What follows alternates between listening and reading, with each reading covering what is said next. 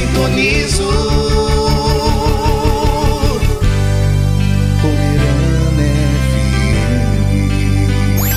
Você está ouvindo AZYL 416, Rádio Pomerana FM 98,5, cidade de Santa Maria de Jetibá. Pomerana FM, de noite ou de dia, a sua melhor companhia. Você está ouvindo a melhor rádio comunitária do interior do Espírito Santo. Muito bem, 2 horas mais 11 minutos, a tarde gostosa de terça-feira, dia 1º de abril de 2025. Informações com ele, Carlos Afonseca. Fonseca, boa tarde. Boa tarde. Hoje é uma honra para a Rádio Pomerana FM e para mim próprio estar aqui com 2 figuras ímpares, que é o Irineu e o Dr. Paulo. Mas eles vão se apresentar para o nosso público. Bom, eu sou o professor Irineu Förster, eu já estive aqui em alguns momentos. Muito obrigado, Carlos Fonseca, pela oportunidade.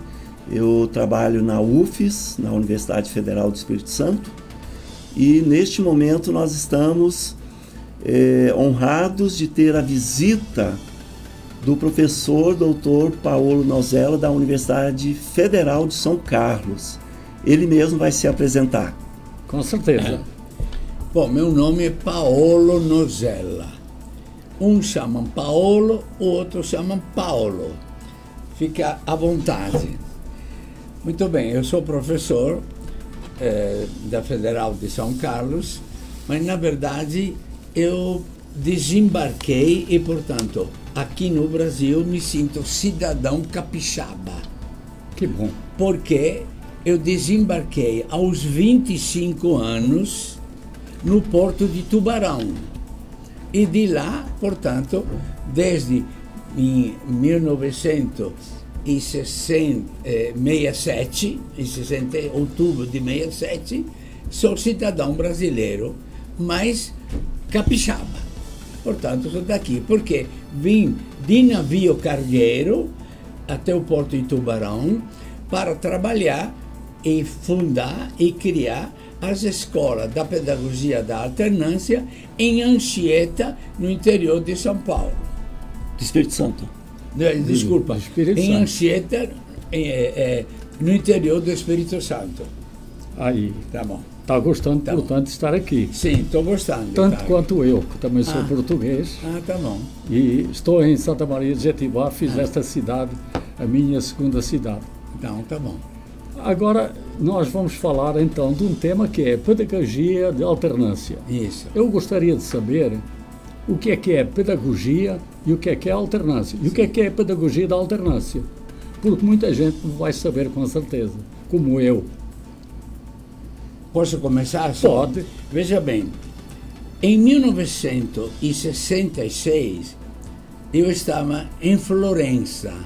Em 66, em Florença, teve uma enchente muito brava, muito grande. Acabou destruindo obras de arte.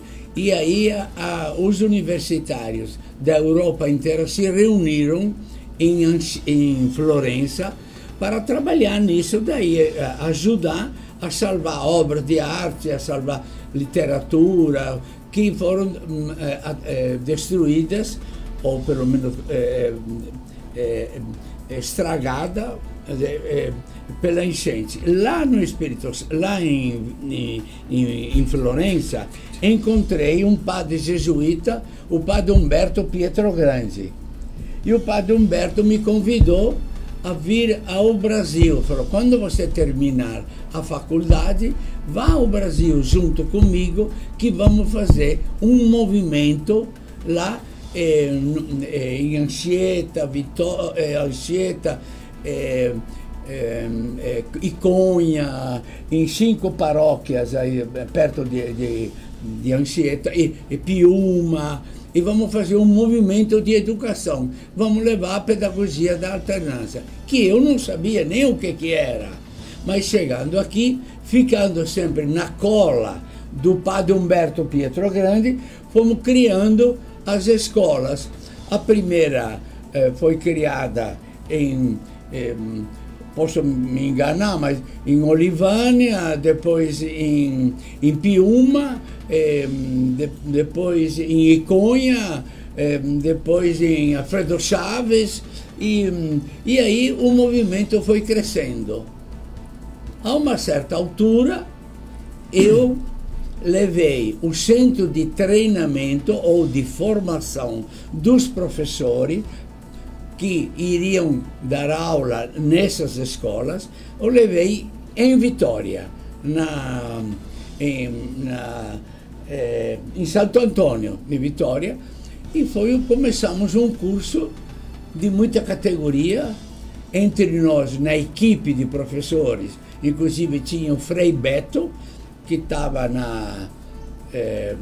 ele morava numa favela de Vitória, mas ajudava nós. E outros professores em português, mas sempre na pedagogia da alternância. Ou seja, o que seria, no nosso caso, os alunos do curso dos anos de fundamental, eles ficavam uma semana dentro, 2 semanas na escola e 2 semanas voltavam para casa.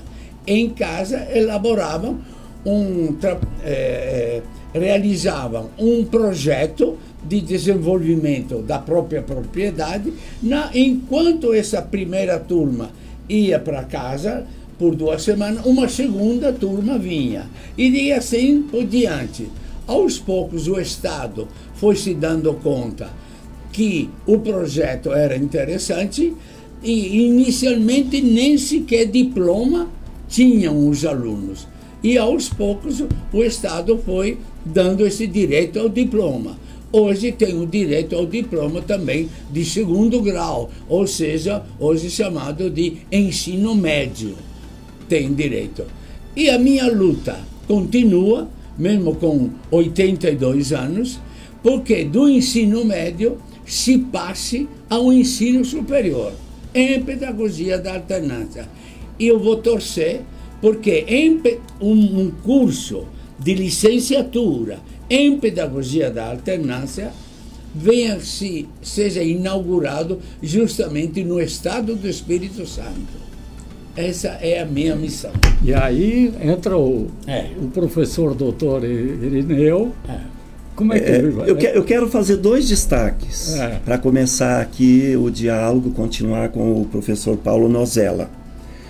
Nós temos que considerar que os italianos vieram para regiões muito pouco, com pouca infraestrutura, não tinha estrada, não tinha ponte, não tinha escola. A mesma coisa os pomeranos e os hunsrickianos. Quando os pomeranos chegaram em Santa Maria ou Santa Leopoldina, não tinha estrada, não tinha escola. E como que a gente vai formar os nossos filhos na comunidade sem essa estrutura de escola? Então, esse padre chamado Pietro Grande, ele vem muito jovem, junto com o Paulo Nozella, e funda em 1968, em Anchieta, o movimento de educação promocional do Espírito Santo. E lá dentro tem 2 frentes de trabalho: a saúde e a educação. Porque os imigrantes italianos, eles não tinham acesso nem à saúde, nem à educação pública. Então, o Paulo Nozella, que está aqui com a gente, muito jovem na época, e o Pietro Grande também, eles reúnem a comunidade e dizem: assim não pode continuar. Nós temos que criar escolas para os nossos filhos. Só que os pais dizem assim: mas quem vai trabalhar na terra se o nosso filho vai para a escola? Então, o Paulo Nozella e o Pietro Grande vão buscar na França uma experiência bem-sucedida de educação no contexto rural, o que era parecido aqui. O jovem tinha que trabalhar na comunidade, mas queria estudar.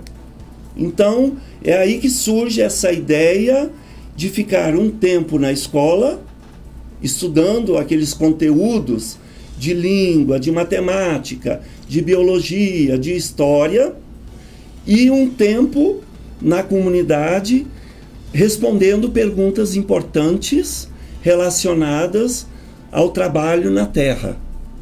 Enquanto um grupo fica na comunidade, o outro grupo está na escola. Acontece, Paulo Donzella, que esse trabalho ele não foi abraçado para valer pelo governo. Ele ficou isolado nas comunidades. E aí agora eu vou falar de uma coisa, eu disse que eram 2 pontos. Eu vou falar de uma coisa assim que praticamente 30 anos depois, em 1996, nós tivemos uma lei de diretrizes e bases de educação aprovada com o número 9.394. Nessa lei, pela primeira vez, os governantes, os legisladores vão falar sobre esse assunto, como que deve ser uma escola ali onde a criança e o jovem trabalham na terra. E agora, mais recentemente, nós temos uma diretriz operacional aprovada pelo Conselho Nacional de Educação, que recomenda o que, Paulo Donzella? A pedagogia da alternância em contexto rural. Então, olha, 30 anos depois. Exato. Tá? Então, temos que entender aqui o que é, então, esse trabalho na escola família agrícola e como que isso é abraçado, por um lado, pelo governo, por outro lado, pela família e pela comunidade. Exatamente. E aqui em Santa Maria, Fonseca, você sabe muito bem disso, nós temos 2 experiências ótimas. Aqui ótimas mesmo.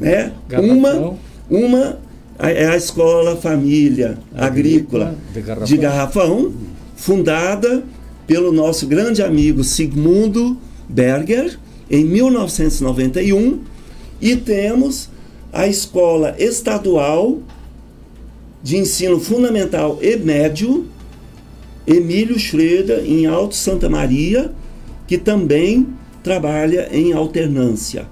Então, eu diria assim, temos que olhar para Santa Maria e perguntar para essas experiências como que elas podem ajudar a fortalecer a educação em todos os lugares aqui no município. E isso é muito importante, até porque eu vou fazer a pergunta. A história toda está contada, foi contada agora. E daqui para frente? O que é que vai acontecer? Exatamente, daqui para frente vai ter que dar o pulo do ensino médio para o superior. Porque o campo não é o lugar da ignorância. O campo não é o lugar, assim, de um ensino simplesmente básico. O campo também exige uma escola de pesquisa e uma escola elevada de cultura, como, afinal de contas, a própria história do mundo mostra. Porque, reparem, desde até na Idade Média, as escolas mais elevadas estavam nos feudos, estavam no campo. Os mosteiros que tinham mais biblioteca e mais estudos e mais pesquisas, muitas vezes não eram dentro do castelo, mas eram no campo. Ou seja, por que o campo não pode ter uma escola de ensino superior? Essa é um pouco... Parece assim uma utopia, mas não é. Porque justamente este ano há uma prova de que, por exemplo, em Natalândia, que é uma cidade de Minas Gerais, próxima ao Distrito Federal, onde tinha e tem uma bela escola de ensino fundamental em alternância e de ensino médio em alternância, hoje há um espaço muito grande lá, foram criados praticamente 3 cursos em alternâncias, lá no interior, em Natalândia. Cursos superiores. Cursos superiores. Um curso de Direito, um curso de Agronomia e um curso de Administração. Os 3 cursos acabaram de ser aprovados pelo MEC, com nota 5. Que é a nota máxima. Que é a nota máxima. Este ano, eu praticamente está começando. Eu fui convidado a dar a aula, a aula inaugural, justamente para esses 3 cursos. Por quê? A minha pergunta, por que Minas Gerais fez isso e o Espírito Santo, que foi a matriz inicial desse tipo de escola, ficou por trás. e que tem, inclusive, escola de ensino médio em alternância de boa qualidade e com um espaço físico muito bom, por que não poderia ter aí também um curso superior? Ou seja, espichar, como certos colégios, inclusive, fazem, espichar do ensino médio também o superior, a faculdade. Certo. Hoje de manhã... Isso pode ser feito, né? Sim, não é só sonho, isso é possível a gente concretizar.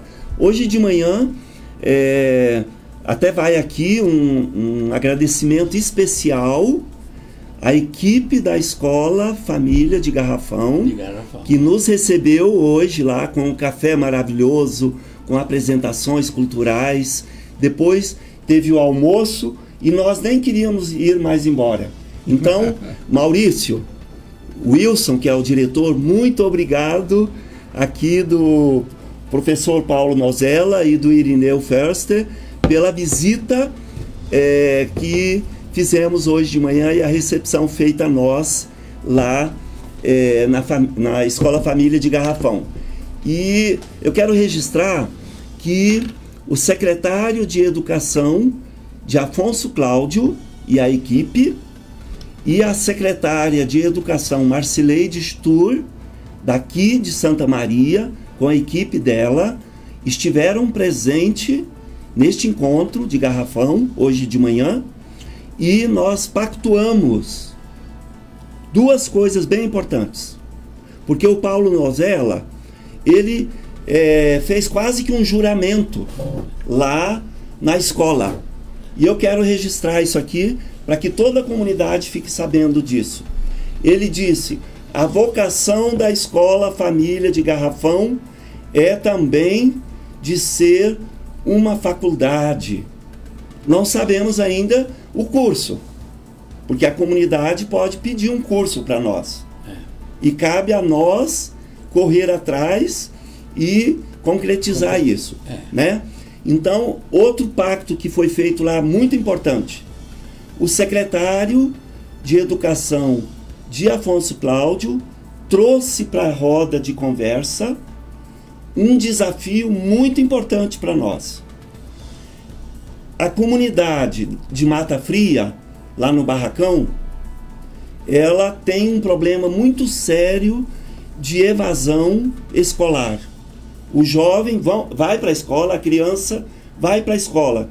Quando chega a época da temporada de muito trabalho na terra, a criança não vai à escola. Ela prefere ficar em casa e trabalhar. Aí o secretário de Educação colocou para nós, de Afonso Cláudio, esse desafio de encontrar um caminho para garantir o direito à escola pública a toda criança e todo jovem ali da comunidade de Mata Fria. E por que é muito importante esse desafio? A comunidade de Mata Fria é um território que fica na fronteira de 4 municípios muito importantes: Santa Maria de Jetibá, Domingos Martins, Afonso Cláudio e Itarana. Então é preciso fazer um consórcio entre os municípios e a comunidade local e buscar alternativas para garantir a escolarização aquelas crianças que não estão indo à escola no tempo da colheita, então, ou do preparo da terra. Então, talvez, Paulo Nozella, eu tenho certeza disso, a pedagogia da alternância, a escola família agrícola, pode ser uma boa proposta para resolver este problema na Mata Fria. E nós já estamos assim muito fecundados, muito provocados. Eu estou falando aqui da universidade, mas eu também falo do Instituto Pomerano Weiandshus, que estava lá presente na pessoa da sua presidenta, a professora Marineusa Plaster Weiand, e os secretários municipais e o próprio diretor e a equipe da Escola Família de Garrafão, que nós queremos abraçar esse desafio e já criar essa escola com a vocação de ser um espaço que promove o acesso ao ensino superior dos nossos jovens.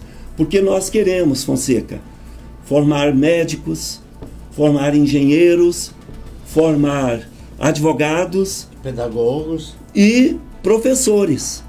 Então, olha que bonito é esse desafio. Eu convoco os prefeitos da região, eu, professor Irineu Förster, membro da diretoria do Instituto Pomerano Weiandshus, e junto com as prefeituras, as secretarias municipais, eu convoco os prefeitos, eu convoco as câmaras de vereadores a abraçarem conosco essa tarefa grandiosa que essa região está pedindo a nós. Eu acho que é possível, não é? E com o grato concurso de uma pessoa balizada em fazer coisas na educação, na alternância. Olha, para criar uma faculdade assim, precisa de duas coisas só: ousadia e competência. A ousadia é a base fundamental. Sem ousadia não vai sair nada. Ora, eu não sei se o capixaba tem ou não tem ousadia. Ele que começou a pedagogia da alternância, ele tem que ter a ousadia de passar para o ensino superior na mesma metodologia. Quanto à competência, eu não faço uma culpa se alguém não tem competência de preparar um curso para ser aprovado junto ao MEC de ensino superior. Não há nenhuma obrigação, nenhum desmérito de não ter competência, mas deve ter sinceridade de dizer: eu não tenho competência, mas eu procuro quem a tem. E aí, ousadia e competência casando, a faculdade vai sair. Isso mesmo. Eu acho que tem pessoas com ousadia e com competência. Ali, ó. Não tem? Tem. Eu, quando eu ando pelas comunidades locais, eu vejo que tem muitas pessoas corajosas e que têm projetos, sonhos de futuro. Né? Isso, pensando que Santa Maria e o seu entorno é um grande celeiro da agricultura familiar que alimenta a Grande Vitória, não só a Grande Vitória, a Grande Salvador, a Grande Belo Horizonte e a Grande Rio de Janeiro. Então, essa região que produz alimento para todas essas grandes metrópoles também tem ousadia e coragem para dar um passo à frente na oferta de educação aqui no território dessas comunidades. Eu quero fazer um pequeno registro que essa experiência de escola família agrícola, que começou lá em Olivânia, em 1968, hoje tem 18 escolas família em todo o estado do Espírito Santo. em todos os territórios, Caparaó, Rio Doce, o norte do Espírito Santo, aqui na região das montanhas e das águas, nós temos escolas família agrícola. A experiência, os projetos que nós realizamos proporcionaram o acúmulo de conhecimento, que é mais um ponto que conta a favor deste gesto e deste ato corajoso que nós precisamos ter agora, e apoiado generosamente e corajosamente pelo nosso companheiro e pioneiro da educação, da pedagogia da alternância no Brasil, o professor Dr. Paulo Nozella. Que vai fazer a aula inaugural desses cursos. Já está aí o convite para ser feito, né, esse grande movimento de celebração desse ato criador nosso. Com certeza. Tá bom, obrigado. Aí, tendo todas essas... A população, em primeiro lugar, que quer. As autoridades que estão querendo, porque estavam hoje juntas lá no Garrafão. E a parte que vai executar o projeto, ou que vai dar o pontapé de saída, também está de acordo. Sim. Então vamos ter com certeza os cursos aí. Isso aí. Agora, a pergunta que não quer calar: é suficiente todo esse movimento que nós vemos exemplar aqui em Santa Maria e, enfim, nas redondezas também? É suficiente para acabar com a fome de alimentos no mundo? Como nós sabemos, e nós já falamos um pouco antes, a desproporção do aumento da população mundial e da produção de alimentos perde a produção de alimentos. Não há alimentos suficientes para todo mundo. Eu vou pedir licença ao meu amigo Paulo Nozella para iniciar essa provocação, o diálogo com o Fonseca a partir dessa provocação, e passo então depois a bola para Paulo Nozella. Historicamente, a mídia ela reproduziu uma separação entre campo e cidade. Nós temos que trabalhar hoje na construção de uma consciência política que favoreça o diálogo, o encontro e o reencontro da cidade e do campo com a cidade. Não cabe essa separação.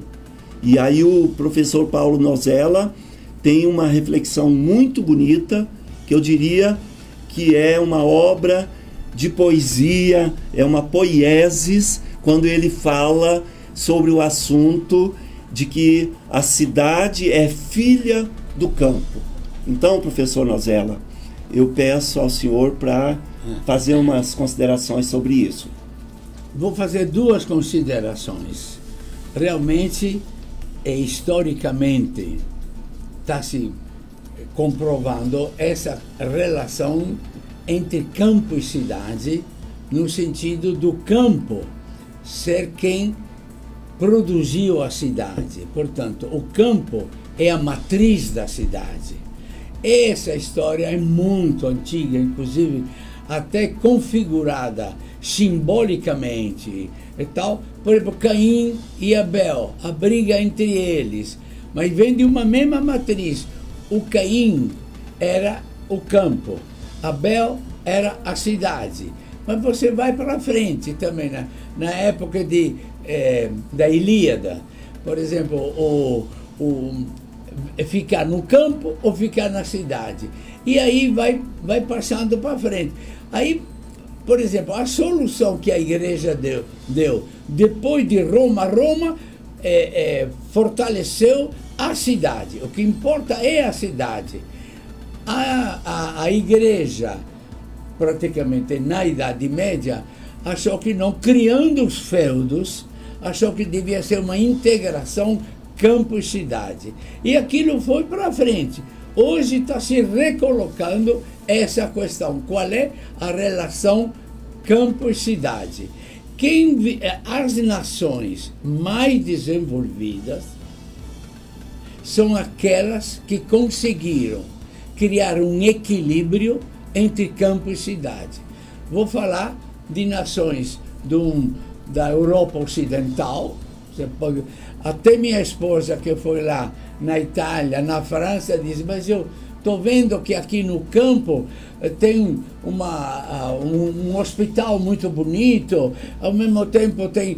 E a cidade também não passam de um certo volume, não chegam a ser metrópoles, porque a metrópole, o que é? A metrópole é uma cidade obesa, é uma cidade doente, e o campo, o latifúndio, é a doença do campo, o latifúndio é o campo que está doente, portanto há necessidade de superar com eu não quero dizer com uma reforma agrária, mas pelo menos com um plano verde, como foi feito na Europa Ocidental, um equilíbrio até na posse, um equilíbrio na criação e na produção dos alimentos. Portanto, esse é um desafio que o Estado deve enfrentar, não apenas no sentido de considerar a cidade em primeiro lugar e o campo depois. E nem o contrário, agora está um movimento pro campo, sim, também é ótimo, mas deve ter a uma certa altura um movimento de integração campo e cidade. Não é fácil entender, mas não é difícil também se outras nações fizeram isso. Ora, veja bem, um dos problemas principais, até vem a questão da alimentação no mundo. Eu diria assim, junto com um grande pensador, Pier Paolo Pasolini, que diz assim, que a doença da humanidade hoje é o consumismo. O que é o consumismo? O consumismo é praticamente querer e consumir coisas inúteis, coisa que não tem necessidade para a humanidade. Por que precisa ter 70 mil camisas? Por que precisa ter, a cada ano precisa uma moda diferente? Por que precisa? Esse consumismo é uma doença moderna que deve ser combatida. Pier Paolo Pasolini fala que o consumismo é praticamente o fascismo antigo que se transformou e se camuflou na palavra consumismo. E aí você vê o pobre trabalhador, pobre entre aspas, o trabalhador bem, que trabalha um bom salário, fica pendurado na vitrine da cidade, querendo o quê? Assim, querendo uma camisa marca tal, querendo uma calça marca tal, que na verdade, no fundo, são deteriorizações, até não é nem uma marca original, é a deteriorização da marca original. Ou seja, o consumismo é uma doença universal do mundo ocidental. Não entendeu que o consumismo desnecessário é uma doença contra a própria humanidade. Portanto, foram duas coisas que nós colocamos. Primeiro, a relação ou integração campo e cidade, e nisso a escola pode ajudar, e do meu ponto de vista, e do Pasolini também, e de outros, a doença italiana, o fascismo camuflado, escondido debaixo da ética, ou da pseudoética, melhor, do consumismo. Certo, eu concordo sim, mas o mundo moderno, com o digitalismo por aí, é tudo digital hoje, tem o tal de digital influencer, que ele foi criado exatamente para atender esse consumismo, não é? Porque ela chega, essas pessoas, tanto masculino quanto feminino, chegam nos meios de comunicação e dizem, isto que é o melhor e tal, e todo mundo corre atrás porque ela é influência digital. Isso tende a parar ou o que é que a gente vai fazer? Não, eu quero falar um incomoda. pouco. Eu sou uma pessoa que desde sempre critiquei o celular.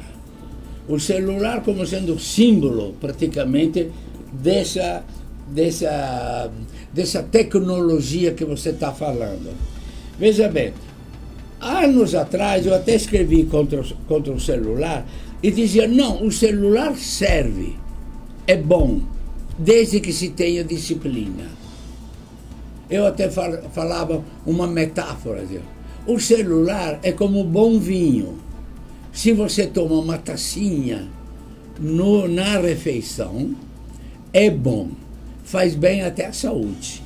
Portanto, o celular utilizado com disciplina, meus filhos já começaram a entender. Se vocês me ligam de manhã, das 8 às 9, você me encontra, porque senão eu coloco o celular quieto. Depois eu retomo, depois do almoço, 1 hora. E depois, no final do dia, às 9 horas da noite. Stop! Ou seja, o celular também precisa de disciplina. Tinha uma casa de um amigo meu que colocou ali embaixo, assim, ao entrar, colocou uma bandeira, não, uma cestinha, e tem escrito, se veio me visitar, por favor, deposite o celular aqui. E agora começou, olha, é uma coisa que demorou, começou a igreja. A igreja também diz, se você veio à missa, desliga isso daí. Não é para utilizar isso. E agora começou também a escola. Que não podia. Eu dava aula lá em São Paulo, 70 alunos à noite, todo mundo com celular. Eu não podia mandar embora, eu falava sobre Platão. Aí comecei a fazer, bom, quem quer usar o celular, fique naquele canto da sala, era uma sala grande. Quem quer me ouvir falar sobre Platão, por favor, fique no lado de cá. Ficava uma meia dúzia de pessoas, mas com essas eu falava. Hoje as escolas estão entendendo, não pode isso. Ou seja, os meios de comunicação que são inventados, eles são bons, desde que utilizados com disciplina. E nós ainda não aprendemos sequer a disciplina do uso desses meios de comunicação. Eu acho que... Quando o professor fala em disciplina, eu falo numa outra... Eu sou do mesmo, eu advogo também esses princípios. Mas eu acho que é falta de educação, nem é disciplina. Sim, sim. Porque se eu tenho aqui o meu telefone, eu posso usar o meu telefone quando eu preciso dele. Exato. Agora, dentro da escola, é uma ferramenta de trabalho também, porque isto que está aqui é uma ferramenta de trabalho para mim. Sim, com certeza. E proibir o telefone na sala de aula é igualzinho a fazer quebra-molas nas estradas. Sim. É não permitir que a pessoa ande com mais velocidade, porque vai estragar alguma coisa. E os alunos vão estragar a sua própria situação. Então, cortar o telefone tem que cortar. Se não fazem, é a mesma coisa lá dos seus alunos. Não pode, tem que ouvir Platão. Sim, mas veja bem, até eu assisti isso depois da Segunda Guerra Mundial. Por exemplo, o uso do vinho na juventude italiana era um uso assim absurdo. Criança tomando vinho, adolescente. Aí começou a análise do benefício e malefício do álcool. Aí isso começou a dizer, sim, mas enquanto não chega a uma idade em que tem o corpo desenvolvido, não toma álcool. Mas isso aí foi uma conquista depois. E quando pode tomar álcool, deve tomar álcool em coletivo. E mesmo no coletivo, em uma certa medida. Aí ele fica bom. Portanto, eu uso com disciplina. A disciplina não é fácil e nem a escola, nem os professores têm condição de ensinar essa disciplina, porque eles próprios ainda não aprenderam essa periculosidade do celular. E também não aprenderam em casa. Não, pois é. Que é, né, em casa que começa a educação das crianças, né? Da família. Da família. Eu defendo que o acesso à informação é um direito. Cabe a gente educar o coletivo para compreender que critérios a gente usa para acessar o conhecimento, né? Então, hoje nós estivemos na Escola Família do Garrafão. Lá tem internet. Eu achei ótimo. Bom. Tá? Achei ótimo, porque eu vi as crianças lá com o celular na mão. Eu não sei avaliar, porque a minha visita foi curta, que critérios aqueles jovens têm para acessar as informações e para que eles utilizam aquela informação, né?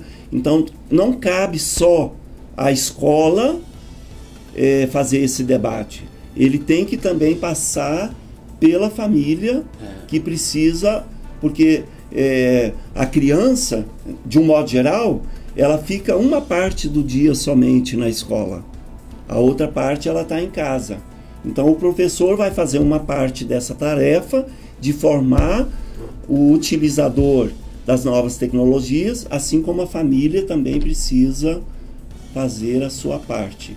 E eu entendo que o acesso à informação é um direito. Sim. E eu defendo que a educação do campo, as escolas do campo tenham sim internet para que o conhecimento seja acessado, desde que devidamente orientado por alguém que tem formação para fazer esse trabalho. E é o professor que precisa ser formado para isso. Eu até penso que as tecnologias no campo, tecnologias de produção de alimentos, hoje novas e a disponibilidade aí, elas devem ser integradas sim também à alternância, às escolas de alternância.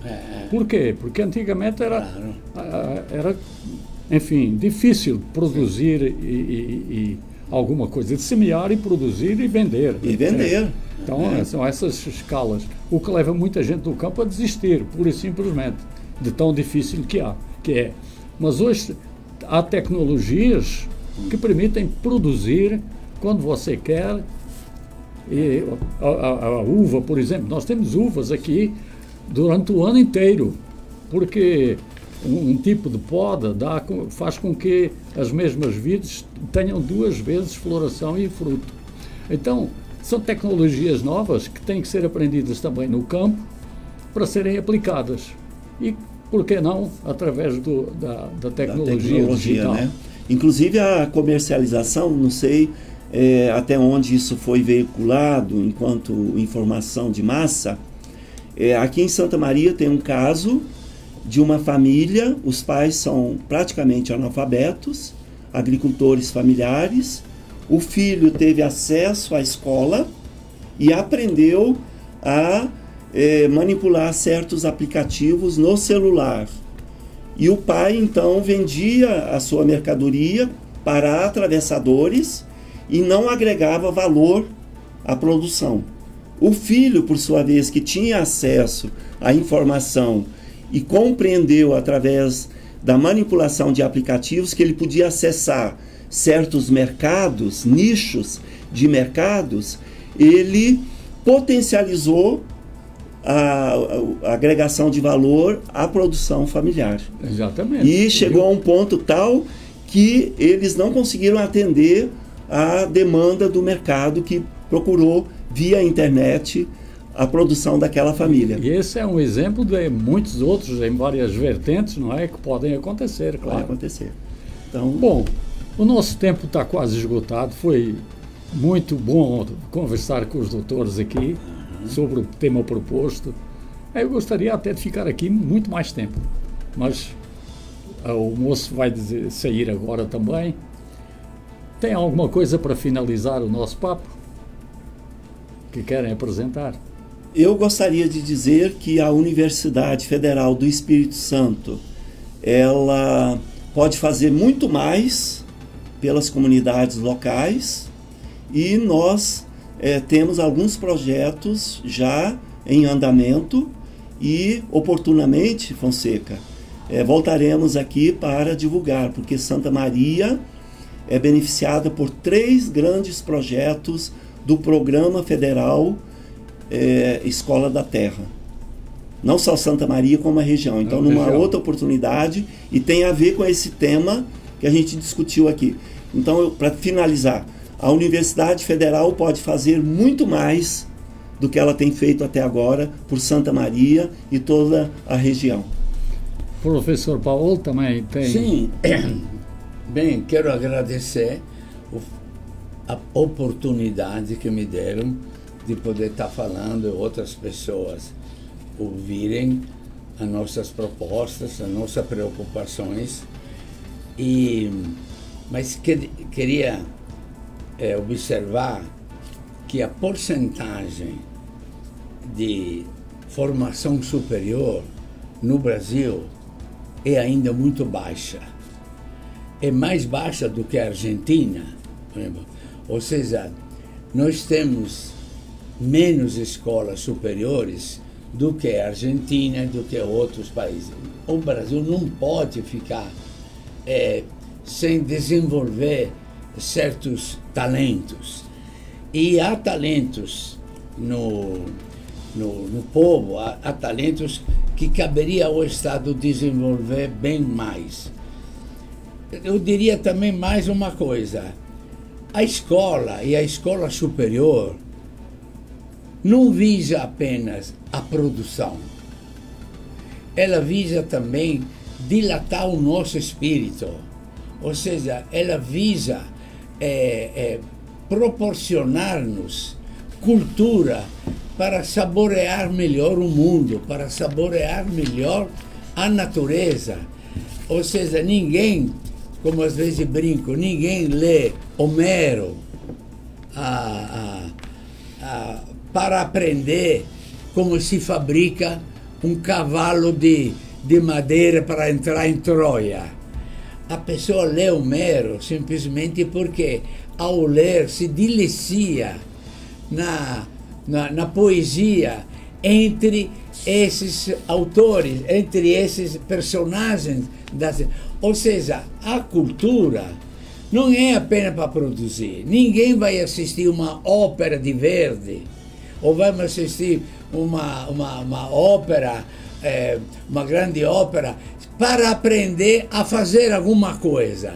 Ele vai assistir aquilo e pode estudar isso, porque existe prazeres na vida que exigem cultura. Você vai assistir uma ópera, para quê? Você vai assistir uma ópera para dilatar o seu espírito.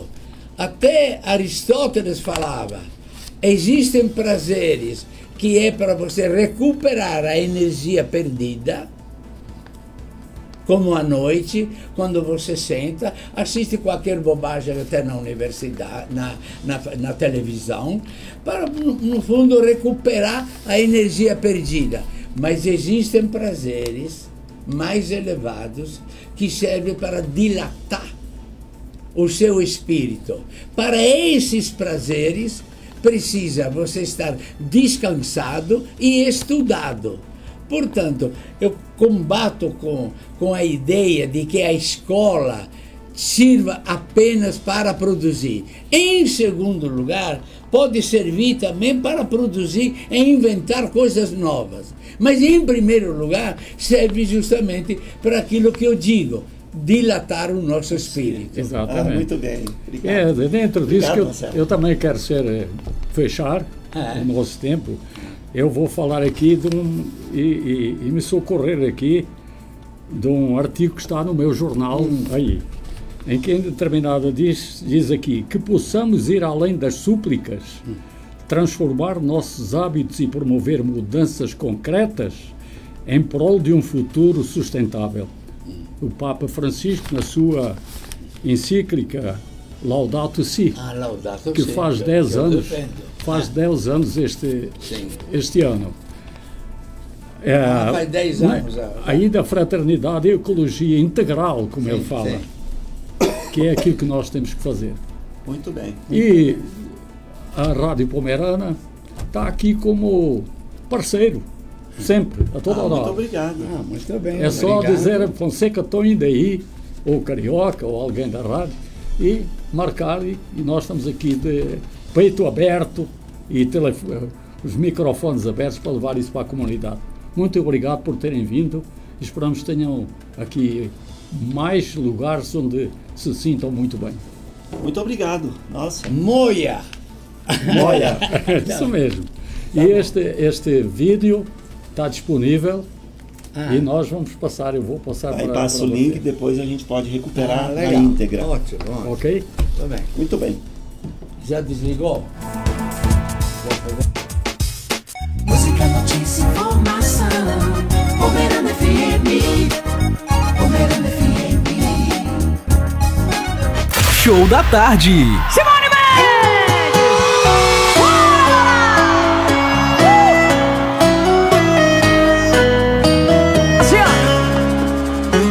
Me incomoda o fato que você não me olha mais daquele jeito.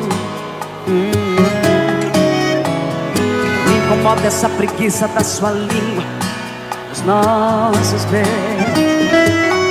Sem falar no amor mal feito, que o corpo acaba seco, que os poros não derramam as águas do desejo.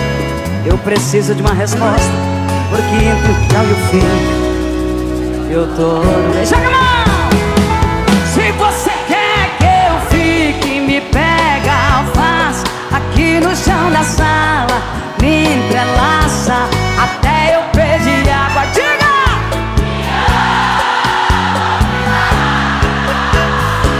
Se você quer que eu fique, me pega, faz aqui no chão da sala, me entrelaça até eu pedir água. Me ama ou me larga.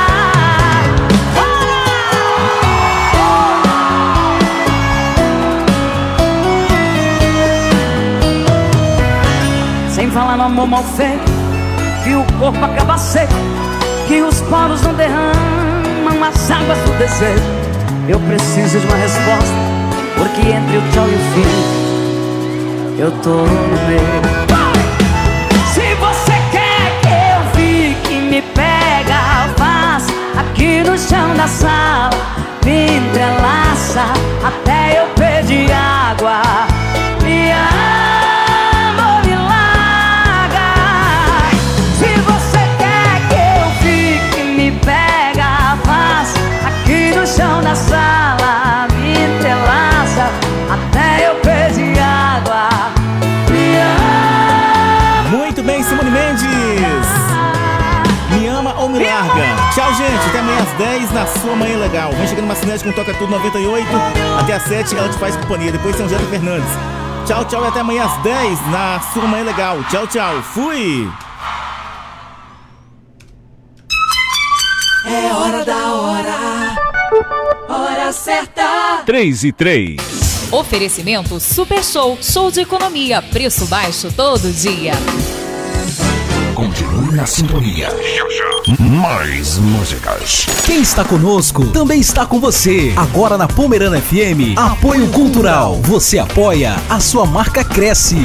Amigo agricultor, pensou em Steel? Então é Stur Agropecuária. Steel e Stur, uma parceria que veio somar na sua plantação e colheita. São máquinas e ferramentas para dar um upgrade em sua lavoura, com 2 anos de garantia. Na Stur, você conta com profissionais que entendem da necessidade na agricultura. E se precisou de Steel, vem para a Stur. Tradição e qualidade. Stur Agropecuária, fazendo parceiros no campo. Você sabia que você pode fazer exame de ultrassonografia de alta qualidade sem sair de Santa Maria de Jetibá? Isso mesmo! Na Clínica Santoro, você tem acesso a profissionais de excelência que vêm de Vitória para oferecer o que há de mais moderno e eficiente em diagnóstico por imagem. Marque seu exame 99886-9865. No Zap 99886-9865. Sabe aquele óculos de grau que você está precisando? Ou aquele óculos de sol que você tanto sonha? Você encontra aqui na Ótica Serrana. A ótica preferida da região serrana tem profissionais capacitados, um atendimento personalizado. Trabalhamos com produtos originais e variadas marcas e facilidade no pagamento. Procure quem realmente entende sobre a saúde dos olhos. Nos encontre em Garrafão, Rio Posmoser e Santa Maria de Jetibá. Uma sempre pertinho de você. Ótica Serrana. Seu jeito de ver. Agora em Santa Maria de Jetibá, Eletroluz Materiais Elétricos. Uma linha completa em materiais elétricos, residencial, predial e industrial. Também somos especializados em energia solar. Eletroluz Materiais Elétricos. Rua Nova, centro de Santa Maria, próximo à antiga Escola Cooperação. Venha nos conhecer. Telefone 99696-7337. Eletroluz Materiais Elétricos. Variedade, qualidade e bons preços. Você já provou leite pasteurizado tipo B integral? Prove Pureza. Pureza traz para você e toda a sua família uma linha completa de produtos laticínios. Entre eles, leite pasteurizado, leite desnatado e iogurte de diversos sabores. Doce de leite e manteiga. Você encontra Pureza nas melhores casas do ramo. Prove Pureza, o nome já diz. Precisando de agilidade, competência, qualidade e orçamento justo? Faça agora mesmo o seu orçamento sem compromisso com a Vidraçaria Cabral. Parcelamos em até 6 vezes sem juros no cartão e em até 36 vezes pelo Cicobi Parceiro Mais. Janelas, portões, varandas, fechamentos de pias, box para banheiro, espelhos e vidros em geral. Direção do amigo Erasmo Cabral. Rua Marli Ramloff, no pátio do Renato Halls, em Santa Maria. 99769-6699. Vidraçaria Cabral, ajudando a construir o seu sonho. 98,5. Chega de pagar aluguel, é hora de morar no que é seu. A Esperandil Material de Construção ajuda a construir o seu sonho, a sua casa própria. Toda a linha de materiais das mais renomadas marcas e preços que vão deixar você louco pra pôr a mão na massa. Financiamentos facilitados e entrega rápida. Consulte a loja e solicite um orçamento. Sua melhor opção é Esperandil Material de Construção. Avenida Frederico Gruc 989 Centro, 3263-1312. Vai reformar, pintar seu carro ou sua casa? Jetibá Tintas é o lugar certo. Na Jetibá Tintas você encontra tintas automotivas e imobiliárias. São muitas cores. Fabricamos a tinta do seu carro em spray na hora. Avenida Frederico Gruc 1231 Centro, em frente ao Gaúcho. Telefone 99775-4595. Jetibá Tintas. Aqui é bem mais fácil escolher a cor.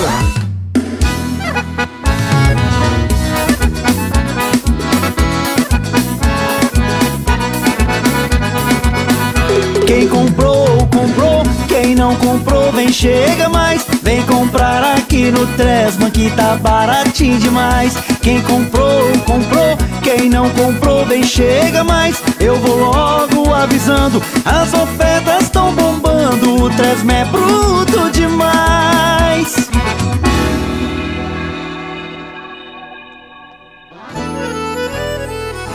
Calçados e acessórios eu encontro lá. O melhor atendimento, venha comprar. Chaus Calçados, vem pra cá. Chaus Calçados, Chaus Calçados. Economia